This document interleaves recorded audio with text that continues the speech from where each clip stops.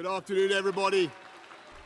Moins de 4 jours depuis la démission de Boris Johnson et déjà une dizaine de ses collègues veulent son poste.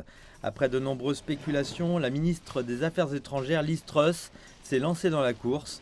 Elle rejoint ainsi une foule d'autres ministres qui cherchent à diriger le parti conservateur britannique. Une chose que la plupart ont en commun, une promesse de réduire les impôts.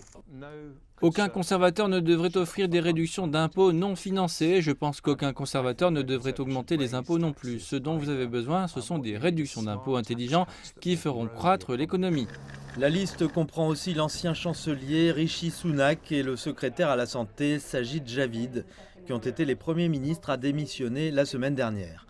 Tous deux font l'objet d'un examen minutieux concernant leurs affaires fiscales. L'actuel chancelier, Nadim Zahawi, est également en lice, ainsi que des outsiders comme Tom Tungerhad, dont la position belliciste sur la politique étrangère lui a valu le soutien de certains membres du parti. Il y a un concours en ce moment et cela doit se faire. Vous savez, je ne voudrais pas nuire aux chances de qui que ce soit en offrant mon soutien. Je dois juste aller de l'avant.